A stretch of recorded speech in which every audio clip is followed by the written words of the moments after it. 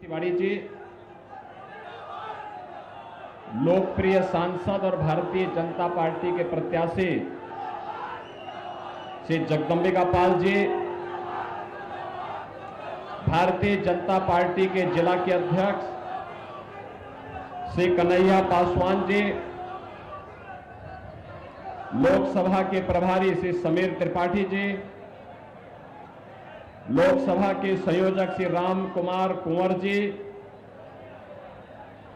पूर्व मंत्री और विधायक बांसी श्री जय प्रताप सिंह जी, विधायक कपिलवस्तु श्री श्याम धनी राय जी,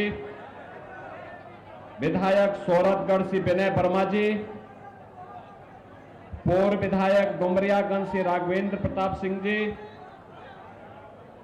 आज के इस कार्यक्रम में उपस्थित भारतीय जनता पार्टी, अपना दल, सुहेल देव राजभर पार्टी और निषाद पार्टी के सभी पदाधिकारीगण और उपस्थित बहनों और भाइयों, इतनी भीषण धूप में भी भारतीय जनता पार्टी और भारतीय जनता पार्टी के प्रत्याशी के समर्थन में आप सब ने जो उत्साह दिखाया है, इसके लिए मैं आप सबका हृदय से अभिनंदन करता हूं।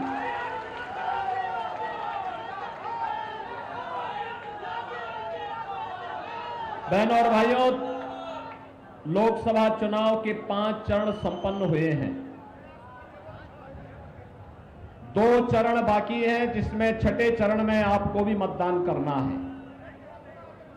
लेकिन पूरे देश के अंदर अलग अलग राज्यों में जाने का मुझे अवसर प्राप्त हुआ है और पूरे देश के अंदर जो लहर है,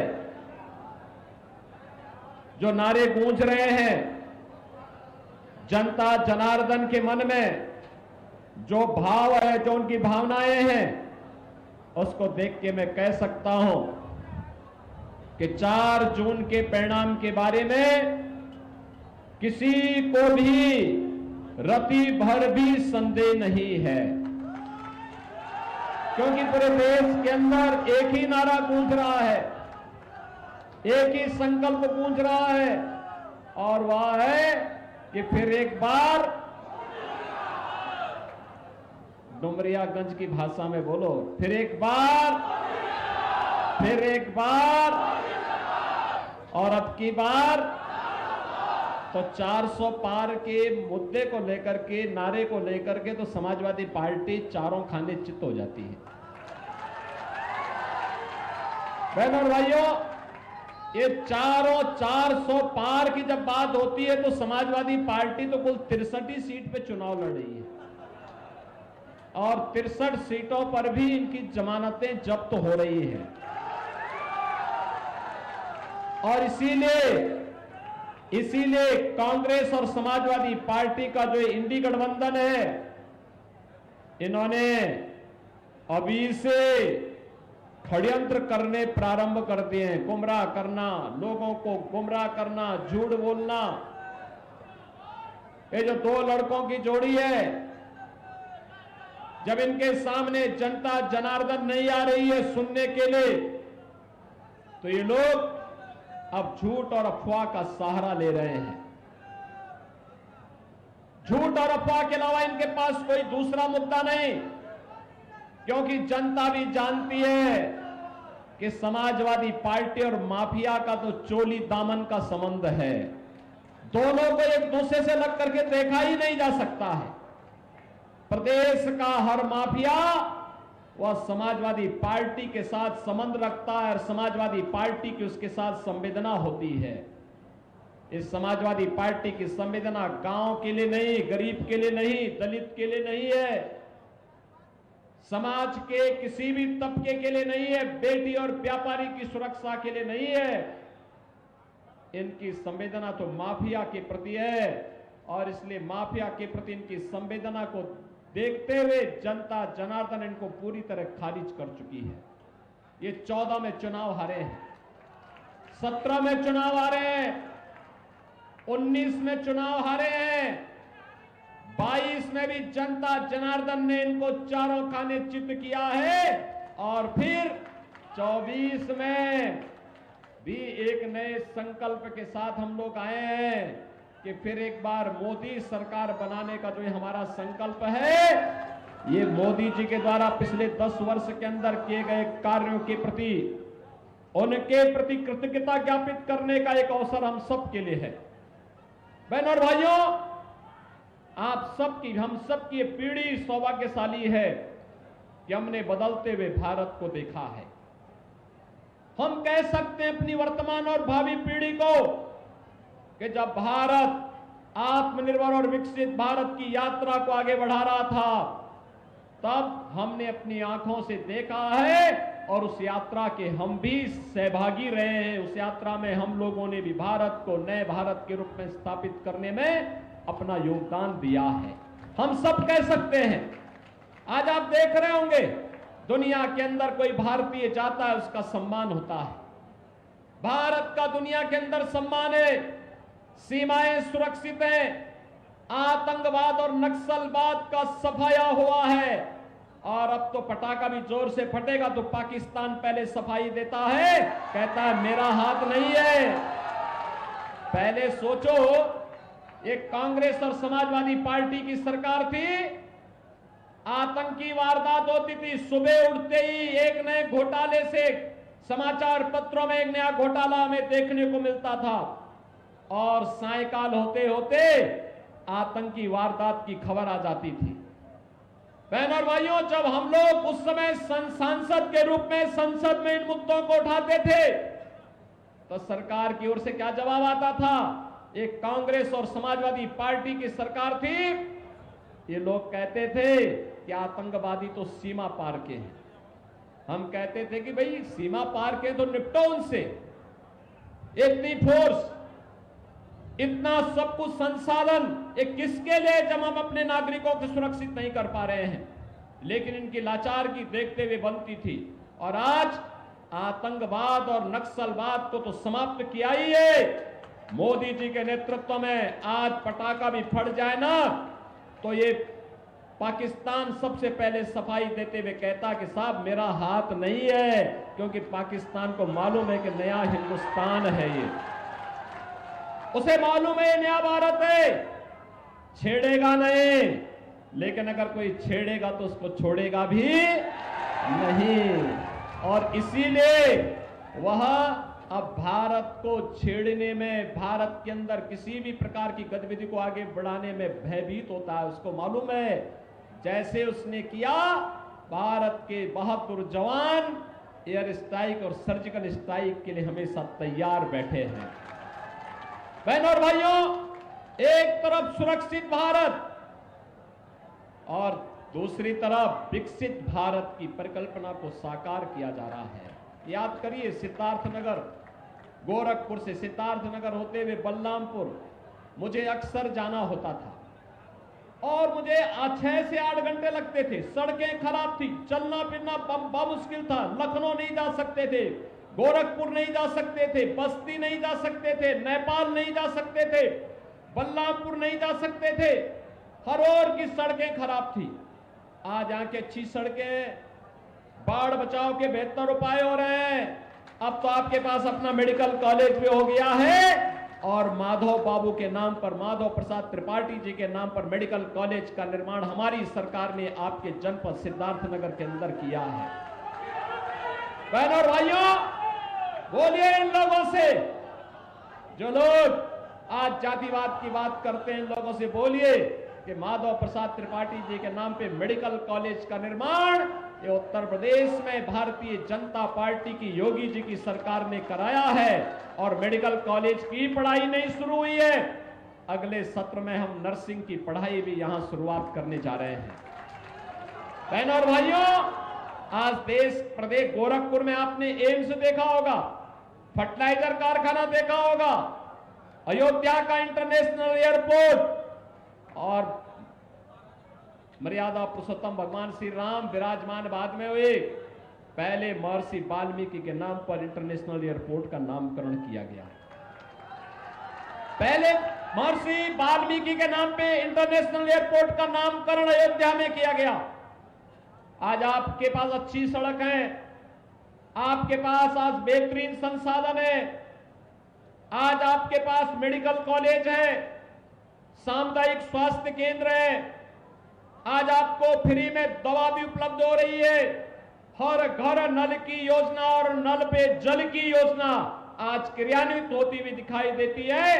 हर घर को हम शुद्ध पेयजल उपलब्ध करवा रहे हैं। और बहनों और भाइयों, यही नहीं, ये शुद्ध पेयजल और घर घर में शौचालय बनाने के साथ साथ स्वास्थ्य सुविधाओं को बेहतर करने का परिणाम क्या रहा? 2017 के पहले जो मासूम यहां का दम तोड़ता था इंसेफ्लाइटिस से, आज इस बीमारी का भी हमने माफिया की तरह इस बीमारी का भी खात्मा कर दिया है। अब कोई मासूम, कोई गरीब का बच्चा दम नहीं तोड़ेगा चिकित्सा सुविधा के अभाव में, गंदगी के कारण, शुद्ध पेयजल के अभाव के कारण वह दम नहीं तोड़ेगा, बल्कि वह भी आपकी तरह बड़ा होकर के बलरामपुर सिद्धार्थनगर के विकास के लिए, देश प्रदेश के विकास के लिए, देश के विकास में वह भी अपना योगदान देगा। आज आईआईटी बन रहे हैं, आईआईएम बन रहे हैं, ट्रिपल आईटी, एनआईटी जैसे संस्थान बन रहे हैं, एम्स बन रहे हैं। उत्तर प्रदेश में 2-2 एम्स बन चुके हैं। लगातार इस प्रक्रिया को आगे बढ़ाया जा रहा है। बहनों और भाइयों, विकास भी है तो गरीब कल्याण भी है। मैं पूछना चाहता हूं, जो लोग हिंदुस्तान में रह करके पाकिस्तान का राग अलापते हैं, मैं उनसे बोलना चाहता हूं, क्यों हिंदुस्तान पे बोझा बने हुए हो? चले जाओ पाकिस्तान में। पाकिस्तान के हालात आप देख रहे होंगे, क्या हाल है पाकिस्तान के। भारत 4 वर्ष से फ्री में 80 करोड़ लोगों को राशन की सुविधा दे रहा है, और पाकिस्तान में 23 करोड़ की कुल आबादी, और वह भी भूखों मर रही है। गली के जीवों की तरह, जैसे एक रोटी का टुकड़ा कोई गली में फेंक दे और गली में कुछ जीव आपस में लड़ते हैं गली के अंदर उस रोटी के टुकड़े के लिए, ऐसे पाकिस्तान के अंदर 1 किलो गेहूं के लिए, 1 किलो आटा के लिए छीना झपटी हो रही है, आगजनी हो रही है, तोड़फोड़ हो रही है, व्यापक वातावरण वहां का खराब हो रखा है। आज ये स्थिति आपके पाकिस्तान की है। और इसी में ये समाजवादी पार्टी और कांग्रेस के लोग कहते हैं कि पाकिस्तान के खिलाफ मत बोलो, उसके पास एटम बम है। मैंने कहा एटम बम हमारे पास भी है, हम भी जानते हैं, हम भी जानते हैं। पाकिस्तान तो कुछ दुस्साहस किया नहीं कि उसका अस्तित्व ही समाप्त हो जाएगा अगर उसने भारत के खिलाफ कोई दुस्साहस किया तो। और इसलिए बहनों और भाइयों, आज मैं आपसे कहने के लिए आया हूं यही, आज जो सुरक्षा का बेहतर माहौल है, आज जो विकास की प्रक्रिया के साथ जोड़ा गया है, 60 करोड़ लोगों को देश के अंदर 5 लाख रुपए प्रतिवर्ष स्वास्थ्य बीमा का, आयुष्मान का कार्ड की सुविधा भी है। पहले कांग्रेस के समय में तत्कालीन प्रधानमंत्री कहा करते थे कि 100 पैसा बेचते हैं, नीचे केवल 15 पैसा पहुंचता है। आज ये स्थिति नहीं है।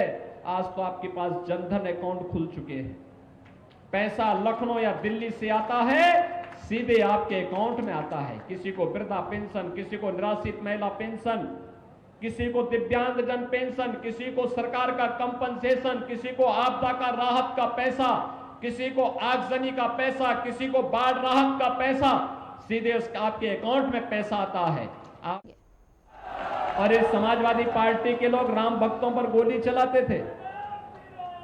समाजवादी पार्टी के महासचिव का बयान आपने पढ़ा होगा, क्या कहते हैं? कहते हैं राम मंदिर बेकार बना है। अरे बेकार तुम अपने आप को नहीं कहते हो, राम तो जगत नियंता हैं, परमपिता परमेश्वर हैं, वह तो सृष्टि के रचयिता है, और राम के बगैर हमारा कोई काम नहीं, और जो राम का नहीं वो हमारे किसी। हमें स्पष्ट बोलना चाहिए, जो जनता की आवाज है देश के अंदर, कि जो राम को लाए हैं, जो राम को लाए हैं, हमको यही बोलना है और इसी मुद्दे को लेकर के आगे बढ़ना है। ये राम भक्तों पर गोली चलाते थे।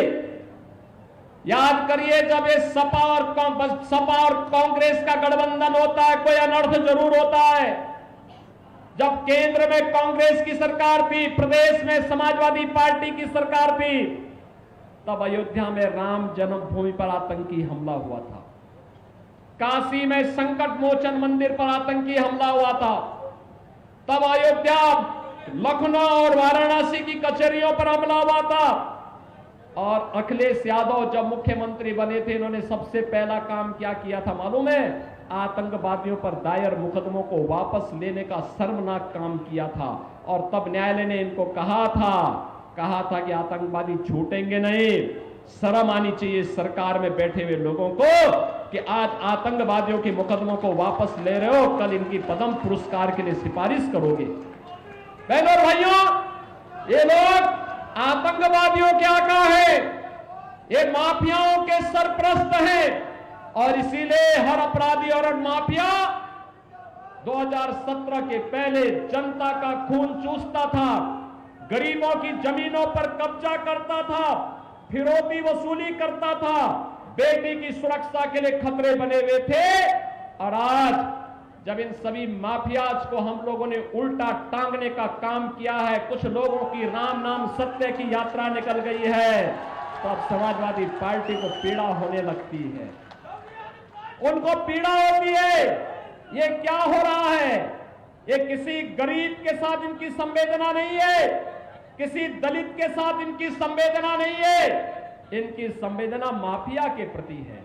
अभी आपने देखा होगा, एक दुर्दांत माफिया मरा था, उस माफिया के यहां मातम मनाने के लिए समाजवादी पार्टी के लोग पहुंचे हुए थे। देखा होगा ना आपने?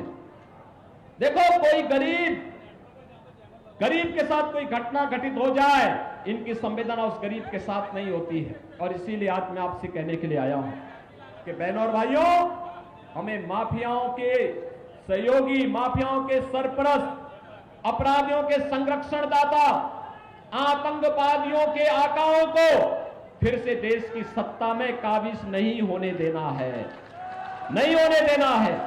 अगर आप कांग्रेस और समाजवादी पार्टी के मैनिफेस्टो को देखेंगे, एक खतरनाक साजिश है। एक अगर केवल कुछ ही पॉइंट उनको देखेंगे, उसमें वो कहते हैं कि अनुसूचित जाति, जनजाति और पिछड़ी जाति को मिलने वाले आरक्षण में से एक हिस्सा मुसलमान को दे देंगे। क्या आप अपना आरक्षण का अधिकार उनको देने देंगे क्या? अरे बाबा साहब भीमराव अंबेडकर ने कहा था, हिंदुस्तान के अंदर धर्म के आधार पर आरक्षण नहीं हो सकता। लेकिन ये कांग्रेस और समाजवादी पार्टी के लोग संविधान विरोधी आचरण करना चाहते हैं। आप सोचो, कोई इनसे पूछता है कि कैसे गरीबी हटाएंगे, कहते हैं एक झटके में हटा देंगे। क्या एक झटके में कैसे? कहते हैं संपत्ति का सर्वे कराएंगे, यानी आपके बाप दादों की जो संपत्ति होगी ना, उसका ये लोग सर्वे करवाएंगे। फिर उस पे आधी संपत्ति ये लोग हड़प लेंगे। जमीन होगा, मकान होगा, कोई खलिहान की जमीन होगी आपकी, कोई जेवर होंगे, बैंक में पैसा होगा, आपके बाप दादों ने जो कमा के रखा हुआ है, उसमें से आधा ये लोग ले लेंगे। और फिर उसको ये लोग उन लोगों को देंगे जो पाकिस्तान, बांग्लादेश और अफगानिस्तान से मुसलमान या घुसपैठिए के रूप में आए, रोहिंग्या के रूप में आए, उनको ये देने का काम करेंगे। क्या आप इसको स्वीकार करेंगे? क्या इसको स्वीकार करेंगे? क्या उसको ये कहते हैं वरासत टैक्स। ये वरासत टैक्स क्या हिंदुस्तान में लगने देंगे क्या? बहनों और भाइयों, ये वरासत टैक्स औरंगजेब का जजिया कर है। मुसलमानों में एक क्रूर बादशाह हुए थे, उसका नाम था औरंगजेब। औरंगजेब, कोई सभ्य मुसलमान भी अपने पुत्र का नाम औरंगजेब नहीं रखता। ये जजिया करता, वो हिंदुओं पे लगता था कि या तो मुसलमान बनो या जजिया कर दो। और बहनों और भाइयों, जो नहीं देता था उसको सिर कलम कर दिया जाता था। यह काम मुगल काल में होता था। और आज हिंदुस्तान के अंदर कांग्रेस और समाजवादी गठबंधन वरासत टैक्स के नाम पर औरंगजेब का यह जजिया कर लगाना चाहता है। सबके लिए लगातार कार्य करना है और इसीलिए हम लोग आए हैं। भारतीय जनता पार्टी आज कमल चुनाव चिन्ह के साथ आपके पास आई है। बहनों और भाइयों, जिन माफियाओं को गोरखपुर की जनता ने लात मार करके बाहर किया है, संत कबीर नगर की जनता ने जिन्हें वहां से ठुकरा के भेजा है, सिद्धार्थनगर, यह तो महात्मा बुद्ध की धरती है, शांति और सौहार्द की धरती है। यहां पे माफिया को फिर से मत पनपने दीजिए। ये माफिया पनपेंगे तो गरीबों की संपत्ति पर कब्जा करेंगे। याद करिए, इसी डुमरियागंज में और इसी कपिलवस्तु में मुझे आंदोलन करने के लिए आना होता था, आंदोलन करते थे हम लोग, और तब आपको न्याय मिल पाता था। ऐसी नौबत मत आने देना।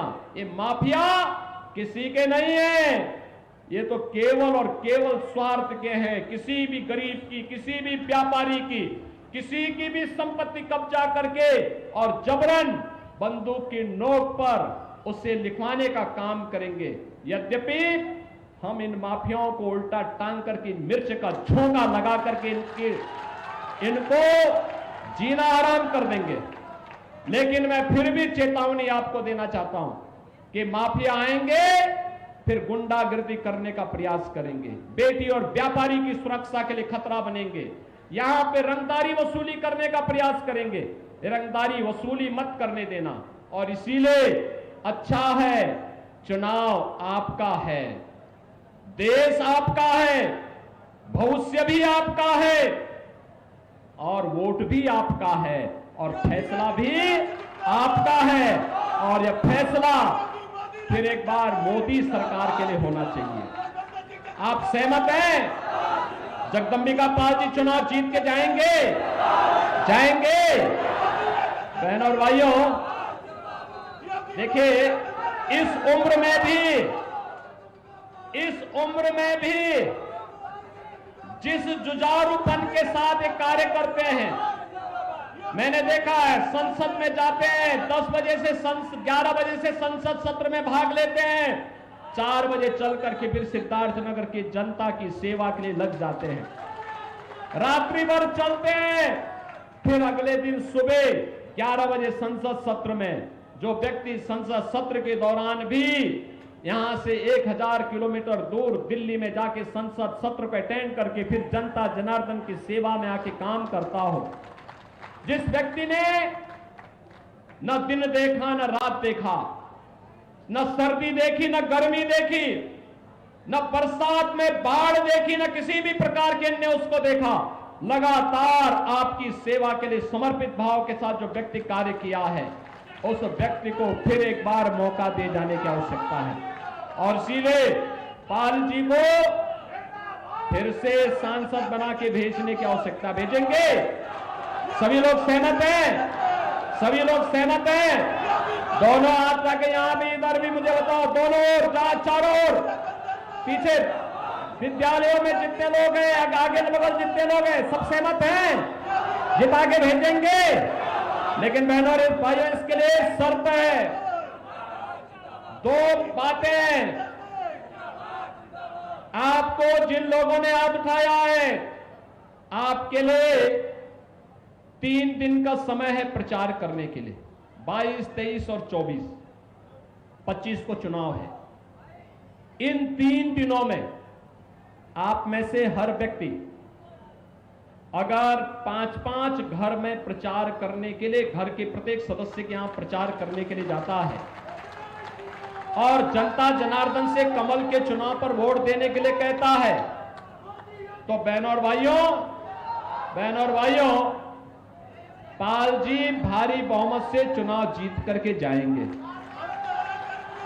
दूसरा, चुनाव के दिन उन सभी 15 परिवारों को मतदान केंद्र में ले जाकर के मतदान भी करवाना है।